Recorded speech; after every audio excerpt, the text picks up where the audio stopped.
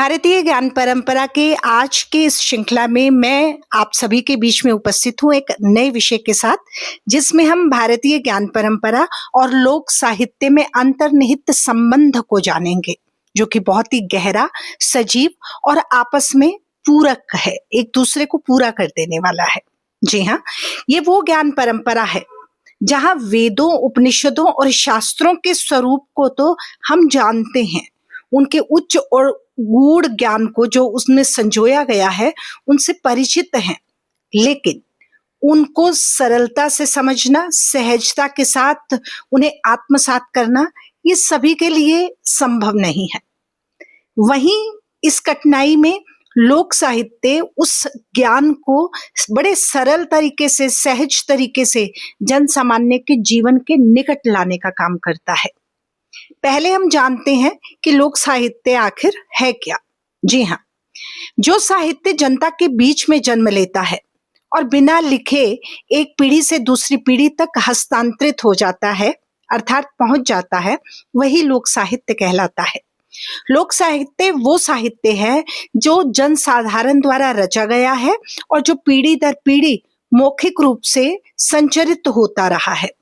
इसमें बहुत सारे लोकगीत भी आते हैं, लोक कथाएं भी हैं, हम प्रतिदिन जिन कहावतों का प्रयोग करते हैं वो भी हैं, मुहावरे भी हैं। कुल मिलाकर ये लोक साहित्य उस समाज की संस्कृति, परंपरा और जीवन शैली को दिखाने का मानो पूरा आईना है। अब दूसरे नंबर पर हम एक बार फिर स्मरण करना चाहेंगे ज्ञान परंपरा में निहित अर्थों को। ज्ञान अर्थात बोध, समुचित बोध, यानी भारत में प्राचीन समय से जो ज्ञान चला आ रहा है, उस ज्ञान के प्रति जो हमारे अंदर बोध का भाव है, जो हमें जीवन जीने की सही दिशा और मूल्य सिखाता है, वही भारतीय ज्ञान परंपरा है। बल्कि ये कहा जा सकता है, ये तो वो प्रणाली है जिसने भारत में वेदों को, उपनिषदों को, शास्त्रों को, पुराणों को धीरे धीरे उनके दर्शनों के माध्यम से विकसित किया है। जी बिल्कुल, ये वही परंपरा है जिसने जीवन में आध्यात्मिक, नैतिक, वैज्ञानिक, सामाजिक पहलुओं को समग्रता के साथ हमारे बोध का विषय बनाया है। आइए आप जानते हैं लोक साहित्य और भारतीय ज्ञान परंपरा के इस गहरे संबंध के बारे में। ये संबंध बिल्कुल अभिन्न संबंध है।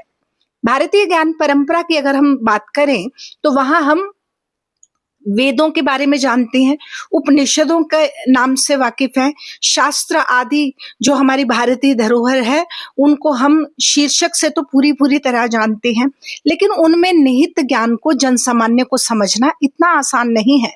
परंतु लोक साहित्य उसी कठिन ज्ञान को बहुत ही सरल, जीवंत, साधारण शैली में जनसाधारण के करीब लाने का माध्यम बन रहा है। सबसे पहले लोक साहित्य भारतीय ज्ञान परंपरा के मूल्यों और विचारों को आम जनता तक पहुंचाने का काम करता है। शास्त्रीय ग्रंथों को अगर हम देखें तो उनकी भाषा बहुत कठिन है, लेकिन अगर दूसरी तरफ लोक साहित्य को हम देखें तो उसमें आने वाले लोकगीत हैं, लोक कथाएं हैं, कहावतें हैं, वो उस पुराने ज्ञान को बहुत ही सरलता से हमें समझाने योग्य बना डालती हैं। लोक साहित्य में भी भारतीय ज्ञान परंपरा की तरह नैतिकता ही है, धर्म, कर्म है, जीवन के आदर्श हैं। और अगर भारतीय ज्ञान परंपरा की हम तरफ देखें तो उसमें सत्य है, अहिंसा है, करुणा है, सेवा है, ये सब मानवीय मूल्य उस साहित्य की, उस ज्ञान परंपरा की भी उतनी ही धरोहर है जितनी कि लोक साहित्य की भी है। लोक साहित्य में समाज की परंपराओं को हम देखते हैं, समाज के रीति रिवाजों का एक दर्पण है ये। बल्कि ये कहा जा सकता है कि लोक साहित्य किसी स्थान विशेष की संस्कृति को जीवित रखने की संजीवनी है और भारतीय ज्ञान परंपरा का हिस्सा है लोक साहित्य। इसी बात को समझने के लिए आज मैं इस विषय के साथ आप सभी के बीच में उपस्थित हूँ, क्योंकि इसमें जो जीवन जीने का तरीका है, जो उत्सवों का महत्व हमें समझाने का प्रयास किया गया है, जो सामाजिक नियम जिनसे हमें रूबरू करवाया जाना है, वो वही चीजें लोक साहित्य मानव प्रतिबद्धता के साथ धीरे धीरे समाज में पीढ़ी दर पीढ़ी आगे संचरित कर रहा है। तो कह सकते हैं कि लोक साहित्य भारतीय ज्ञान परंपरा का जीवंत और सक्रिय स्वरूप ही है। और ये लोक साहित्य कर क्या रहा है, ये हमारी ज्ञान परंपरा का संरक्षण कर रहा है, उसे संरक्षण दे रहा है, उसे समृद्ध करने की कोशिश कर रहा है, और तो और उसे बार बार एक ही प्रयत्न के साथ जोड़कर चल रहा है, और वो प्रयत्न है भारतीय ज्ञान परंपरा को प्रसारित करने का। तो आइए अब हम समझते हैं लोक साहित्य और भारतीय ज्ञान परंपरा ये दोनों एक साथ क्यों, यानी कि इन दोनों के अंतर्निहित संबंध को जानना हमारे लिए अनिवार्य क्यों है। आखिर सुनिए, बात अगर लोक साहित्य की हो या भारतीय ज्ञान परंपरा की हो, देखने में दोनों विषय अलग लगते हैं, लेकिन दोनों के अंदर एक सिक्के के दो पहलू जितना संबंध है। भारतीय संस्कृति के दो महत्वपूर्ण आधार स्तंभ हैं ये दोनों, लोक साहित्य और भारतीय ज्ञान परंपरा, क्योंकि दोनों का उद्देश्य बहुत ही समानता के साथ सामने आता है। दोनों समाज में ज्ञान चाहते हैं, ज्ञान का प्रसार चाहते हैं, दोनों समाज में मूल्यों के संवर्धन की बात करते हैं, और दोनों ही समाज में परंपराओं के संरक्षण की बात करते हैं, और वो पुरानी परंपराओं को, पुराने ज्ञान अर्थात पुराने उस बोध को प्रसारित करना चाहते हैं। इन परंपराओं को जीवित बनाए रखने के लिए दोनों प्रतिबद्ध हैं। ज्ञान परंपरा उनको शास्त्रीय आधार देती है उन परंपराओं को, और लोक साहित्य उन परंपराओं को जीवित बनाए रखने की कोशिश करता है। कहा जा सकता है कि दोनों एक दूसरे के पूरक हैं। अब जानिए ज्ञान के सरल रूप को। भारतीय ज्ञान परंपरा में हम लोग जानते हैं वेदों के बारे में, उपनिषदों के बारे में, और ये भी जानते हैं कि उनकी भाषा बहुत गूढ़ है और प्रत्येक व्यक्ति को सरलता से समझ में आने वाली नहीं है। अब जब प्रत्येक के लिए ये समझना आसान नहीं है, तब लोक साहित्य एक बहुत बड़ी भूमिका निभाता है। लोक साहित्य करता क्या है, तब उन गूढ़ विचारों को बहुत ही सरल भाषा में, कहानियों में तब्दील कर कर, गीतों में बदलकर, मुहावरे और लोकोक्तियों में ढालकर आम व्यक्ति तक उस गहरे ज्ञान को बहुत ही आसानी से पहुंचाने का काम करता है। लोक साहित्य की अपनी एक मौखिक परंपरा हमने सुनी है, ठीक उसी तरह भारतीय ज्ञान परंपरा भी मौखिक परंपरा से आज विस्तार पा रहा है। ये भारतीय ज्ञान परंपरा केवल भारत को लाभान्वित ही नहीं कर रही, अपितु समूचे विश्व में मानवता के प्रसार के लिए प्रतिबद्ध है। इसीलिए आज ये विषय बहुत ही महत्वपूर्ण विषय बनकर उभरा है। अब लोक साहित्य में देखें तो लोक साहित्य भी मौखिक रूप से पीढ़ी दर पीढ़ी संचारित होता है, और भारतीय ज्ञान परंपरा को देखें तो भारतीय ज्ञान परंपरा भी गुरु और शिष्य की परंपरा ही तो रही है, जो गुरु से शिष्य तक पहुंचकर प्रसारित होती रही है। तो ये मौखिक परंपरा एक बहुत बड़ा निर्वाह कर रही है। ये ज्ञान को जीवित रखने के लिए, उसको गतिशील बनाए रखने के लिए बहुत बड़ा किरदार तय कर रही है। और ये मौखिक परंपरा जो है, जितनी भारतीय ज्ञान परंपरा में रही है, उतनी ही लोक साहित्य में भी रही है। दोनों में एक और समानता है, संस्कृति का संरक्षण करने की समानता। अब हम लोक साहित्य को पढ़ते हैं तो उसमें स्थल विशेष के त्योहार है, रीति रिवाज है, विवाह है, परंपराएं हैं, बहुत सारी सामाजिक मान्यताएं हैं जिनका वर्णन होता है, और हमारी संस्कृति की पहचान को जो सुरक्षित रखती हैं। और अगर भारतीय ज्ञान परंपरा को देखते हैं तो वो भी हमें संस्कृति के संरक्षण के लिए प्रतिबद्धता के साथ आगे बढ़ती हुई दिखाई दे रही है। जी हाँ, आज जिस विषय को हम प्रचारित करने पर लगे हैं भारतीय ज्ञान परंपरा के तौर पर, वो भारतीय संस्कृति का ही तो प्रचार प्रसार है। इसलिए दोनों का एक ही ध्येय सामने निकल कर आता है कि दोनों संस्कृति के संरक्षण की मांग करते हैं। दोनों में नैतिक शिक्षाएं हैं। बात अगर लोक कथाओं की करें या कहावतों की करें या दोहों की करें, तो हम देखते हैं कि दोनों के अंदर नैतिक शिक्षा गूढ़ता के साथ भरी हुई है। उनमें सत्य है, उन नैतिक शिक्षाओं में अहिंसा है, दया है, करुणा है, ईमानदारी है। ठीक ये वही बातें हैं जो भारतीय ज्ञान परंपरा की परिभाषा, स्वरूप, प्रकार, इन तमाम चीजों में पढ़ते हुए हम इस पड़ाव पर पहुंचे हैं जहां हमें समझ में आ गया है कि भारतीय ज्ञान परंपरा सत्य, अहिंसा, दया, करुणा, ईमानदारी, इन सब मूल्यों से जुड़कर ही आज जीवित है। और सभी मूल्य भारतीय ज्ञान परंपरा का आधार है। ये मूल्य चाहते क्या है? ये मूल्य बस इतना चाहते हैं कि समाज में अच्छे चरित्रों का निर्माण हो जो स्वस्थ समाज में सहायक हो। लोक साहित्य में हम कई बार देखते हैं कि देवी देवता हैं, पूजा की बहुत सारी पद्धतियां हैं, बहुत सारी धार्मिक मान्यताएं हैं और इनमें लोग आस्था रखते हैं, उनके अंदर एक आध्यात्मिक चेतना धीरे धीरे विकास पाती है। और अगर दूसरी तरफ हम भारतीय ज्ञान परंपरा को देखते हैं तो भारतीय ज्ञान परंपरा भी भौतिक समृद्धि के साथ साथ सबसे ज्यादा बात करती है आध्यात्मिक सिद्धांतों की। अब वो आध्यात्मिक सिद्धांत जो वेदों में, उपनिषदों में, जो शास्त्रों में व्याख्यायित है, जहां हम उनकी गूढ़ भाषा के कारण उन्हें पूरी तरह से नहीं समझ पा रहे, वहीं पर लोक साहित्य उन आध्यात्मिक सिद्धांतों को आम जन तक पहुंचाने का माध्यम बन रहा है। लोक साहित्य लोक शब्द से जुड़ा है, अर्थात एक ऐसा साहित्य जो सीधे सीधे आम जनता के जीवन से जुड़ा हुआ होता है, जिसमें जनता के सुख दुख, संघर्ष, अनुभव सब कुछ झलकता है। यही कारण है कि लोगों को आसानी से समझ में आता है, लोगों को आसानी से प्रभावित करता है और ज्ञान परंपरा को भी एक ऐसी पृष्ठभूमि, एक ऐसे आधार की आवश्यकता है जो उसे जन सामान्य तक सरलता के साथ पहुंचा सके। तो भारतीय ज्ञान परंपरा को प्रवाहित, प्रसारित, प्रचारित करने में लोक साहित्य मानो एक बहुत बड़ा कर्णाधार है। लोक साहित्य में हम अक्सर देखते हैं कि दैनिक जीवन के अनुभव होते हैं और ये अनुभव क्या करते हैं, ये हमें ज्ञान प्रदान करते हैं। ये अनुभव व्यवहारिक भी सिखाते हैं हमें और जीवन किस तरह से उपयोगी हो सकता है ये हमें वो भी सिखाते हैं। जैसे खेती की बात हो, मौसम की बात हो या फिर सामाजिक व्यवहार से जुड़े हुए अनुभवों की किस समय, किससे, कितनी, कैसे, किस तरह से हमें बातचीत करनी है। भारतीय ज्ञान परंपरा भी तो जीवन को व्यवहारिक रूप देने का एक कारण बनती है, एक माध्यम बनने का प्रयास करती है। अच्छा, गुरु और शिष्य परंपरा जो है ना, ये दोनों की एक अटूट परंपरा है। भारतीय ज्ञान परंपरा में एक शिष्य गुरु से बहुत ही ज्ञान अर्जित करता है, उसका समूचा बोझ जो है वो गुरु द्वारा प्रदत्त ज्ञान पर टिका हुआ होता है। लोक साहित्य में बहुत सारे बुजुर्ग अपनी अगली पीढ़ी को वही अनुभव, ज्ञान कहानियों के माध्यम से, गीतों के माध्यम से देते हुए दिखाई पड़ते हैं।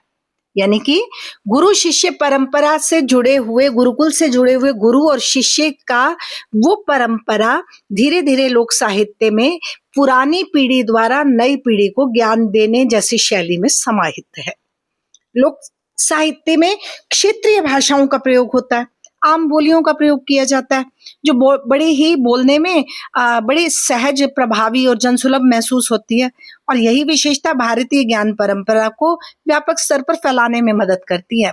यदि हम वेदों के, उपनिषदों के, शास्त्रों के ज्ञान को उनमें लिखित भाषा के द्वारा उससे प्रचारित, प्रसारित करने का प्रयास करेंगे तो ये असंभव होगा, क्योंकि देश में रहने वाला प्रत्येक जन या विश्व में किसी भी पटल पर अपना जीवन यापन करने वाला प्रत्येक किरदार इन भाषाओं से पूरी तरह से अवगत नहीं है। वो सहजता और सरलता की बैसाखियों से ही इस दुर्गम रास्ते को फलांग सकता है। लोक साहित्य को अक्सर समाज का दर्पण कहा गया है। वैसे तो साहित्य ही समाज का दर्पण है। अब समाज में तरह तरह की समस्याएं हैं, बड़ी सारी परंपराएं हैं। लोगों का जीवन जब हम देखते हैं तो कई बार स्पष्ट रूप से दिखाई देता है, कई बार धुंधला और ओझल प्रतीत होता है। समाज का सजीव चित्र जो है वो लोक साहित्य में कुल मिलाकर दिखाई देता है और यही एक खास बात है जो भारतीय ज्ञान परंपरा को यथार्थ से जोड़ने का काम करती है। लोक साहित्य में कुछ अनौपचारिक शिक्षा भी दी जाती है। वो पुस्तकों से आगे नहीं बढ़ता, वो दंत कथाओं से भी आगे बढ़ता है, वो लोक कथाओं से भी आगे बढ़ता है। तो इस अनौपचारिक शिक्षा को एक महत्वपूर्ण साधन माना गया है। लोग कहानियां कहते हैं, गीत गाते हैं, लोग कहावतों के माध्यम से पुराने जीवन के बहुत सारे सबक सीखते हैं और अपनी अगली पीढ़ी को वो भेजने का प्रयत्न करते हैं। तो इससे क्या है, लोक साहित्य के माध्यम से शिक्षा बड़ी सरल, रोचक और प्रभावी बन जाती है। और इसी सरलता की भावभूमि पर भारतीय ज्ञान परंपरा के समूचे बोध को एक नई भाषा में, एक सरल भाषा में ढालकर जन सामान्य तक पहुंचाने का कार्य होता रहा है। लोक साहित्य परंपरा से ही पीढ़ी दर पीढ़ी आगे बढ़ा है। इसमें हमारी संस्कृति धरोहर हमेशा से सुरक्षित रखी है और सांस्कृतिक संरक्षण जितना इसने हमारी संस्कृति को दिया है, उस संरक्षण के साथ साथ मानव लोक साहित्य उसके निरंतर विकास के लिए भी प्रतिबद्ध होता है। और कुल मिलाकर यही काम, यही प्रतिबद्धता भारतीय ज्ञान परंपरा भी अपने में समाहित किए हुई है। दोनों को अगर आमने-सामने रखकर भी देखें कि भारतीय ज्ञान परंपरा या फिर बात करें लोक साहित्य की, तो दोनों में सामूहिक गतिविधियाँ हैं, त्योहारों की बात है, मेलों की बात है, लोगों में एकता की बात है, आपसी सहयोग करने की बातचीत कही है, भाईचारे की भावना को विकसित करने का प्रयास किया है। तो एकता और सामूहिकता का गुण जो है वो दोनों में पूरी तरह से लगभग एक जैसा विद्यमान है। अच्छा, दोनों जो है वैज्ञानिक सोच को भी लिए हुए है। लोक साहित्य में कई बार हम कुछ इस तरह की चीजें सुनते हैं जिसमें जैसे कोई बुजुर्ग व्यक्ति मौसम की जानकारी देता हुआ दिखाई देता है अपने से किसी छोटी पीढ़ी को। प्रकृति की बात हो, मौसम की बात हो, कृषि की बात हो, जीवन से जुड़े हुए वैज्ञानिक अनुभवों का वर्णन करते हुए दिखाई देते हैं। और भारतीय ज्ञान परंपरा तो मानो अपने आप में ज्ञान वैज्ञानिक दृष्टिकोण का मानो एक पूरा का पूरा विषय समेटे हुए है। दोनों मनोरंजन का भी साधन बनते हैं। जैसे भारतीय ज्ञान परंपरा में किसी एक श्रृंखला में हमने विचार विमर्श का विषय बनाया था हितोपदेश की कहानियों को, पंचतंत्र की कहानियों को। मुझे याद है उनमें मैंने यही जिक्र करते हुए कहा था कि ये कहानियां मनोरंजन भी करती हैं और ज्ञान का प्रचार प्रसार भी करती हैं। तो भारतीय ज्ञान परंपरा जो पुरानी परंपरा है उसके कुछ ऐसे विषय जो हैं समाज में मनोरंजन के साथ साथ ज्ञान को भी प्रसारित करते हैं। और भारतीय लोक साहित्य या फिर किसी स्थल विशेष का लोक साहित्य तो निश्चित ही मनोरंजन और ज्ञान दोनों के लिए प्रतिबद्ध है। स्थानीय परंपराओं का बड़ा महत्व रहा है जीवन में। बहुत सारे क्षेत्र हैं, सबकी अपनी अपनी परंपराएं हैं, सबकी अपने अपने रीति रिवाज हैं, और लोक साहित्य इन सबको संरक्षण देता है, सबके लिए एक छत है, सबको अपनी छत्र छाया में सुरक्षित रखने का प्रयास करता है। और इससे क्या होता है कि इससे सांस्कृतिक विविधता में एकता बनने का काम करता है। और भारतीय ज्ञान परंपरा भी इन समूची विशेषताओं के साथ इन परंपराओं को महत्व भी देती है और सुरक्षित भी रखती है। अच्छा, एक बहुत ही विशेष बात भारतीय ज्ञान परंपरा की हो या लोक साहित्य की हो, ये सबसे बड़ी और अहम बात है कि दोनों के दोनों व्यक्ति के चरित्र निर्माण पर बल देने का प्रयास करते हैं, बहुत बड़ी भूमिका निभाते हैं। दोनों ही जीवन में मूल्यों को विकसित करने की बात करते हैं। जैसे समाज में अच्छे संस्कार होने चाहिए, व्यक्ति के अंदर नैतिकता होनी चाहिए, सामाजिक व्यवहार तौर पर प्रत्येक व्यक्ति दक्ष होना चाहिए, और जीवन में सफलता के लिए इन्हीं चीजों की जरूरत होती है। तो ये कह सकते हैं कि दोनों विषय जो है जीवन में मूल्यों के विकास पर जोर देते हैं। अंत में आखिरी पड़ाव पर पहुंचकर मैं यही कहूंगी कि लोक साहित्य भारतीय ज्ञान परंपरा को जीवंत रखने का एक सरल साधन है। ये ज्ञान को तो सरल बनाता है, उस बोध को सरल बनाने का काम करता है जिसे समाज के हर वर्ग तक पहुंचाना हमारा दायित्व है, क्योंकि इसी बोध के माध्यम से हम अपनी संस्कृति और अपने मूल्यों को सुरक्षित रख सकेंगे। तो लोक साहित्य अगर माध्यम बनता है तो ज्ञान परंपरा को संरक्षण मिलता है, और ज्ञान परंपरा जब माध्यम मिलती है तो लोक साहित्य को संरक्षण मिलता है। दोनों एक दूसरे के पूरक हैं, दोनों एक पीढ़ी से दूसरी पीढ़ी में मौखिक रूप से भी संचारित होते हैं लिखित के साथ साथ। और समाज की अगर संस्कृति को देखें, परंपराओं को देखें, अनुभवों को देखें, तो दोनों को जीवित रखने का एक बहुत ही अहम तरीका है, बहुत ही महत्वपूर्ण तरीका है ये दोनों के दोनों। तो कुल मिलाकर कहा जा सकता है कि लोक साहित्य भारतीय ज्ञान परंपरा का एक तरह से जीवंत स्वरूप है, थोड़ा सरल स्वरूप है, जिसने ज्ञान को भी सुरक्षित रखा हुआ है और जिसने भारतीय ज्ञान परंपरा को व्यापक तौर पर प्रसारित करने का काम भी किया है। अगर समाज में, अगर हम सांस्कृतिक एकता चाहते हैं, अगर हम समाज में नैतिकता का प्रचार और प्रसार चाहते हैं, अगर हम चाहते हैं कि हमारा समाज अपनी पुरानी परंपराओं के प्रति जागरूक रहे, वो जागरूकता बरकरार रहे, तो निश्चित है हमें लोक साहित्य से भी पूरी तरह से जुड़ना होगा और लोक साहित्य में निहित पुरानी परंपराओं की उन विशेष बातों को जो कि हमने सरल रूप से सीखी हैं उन्हें आत्मसात करना होगा और मानना होगा कि भारतीय ज्ञान परंपरा का एक बहुत बहुत महत्वपूर्ण धरोहर लोक साहित्य भी है। धन्यवाद।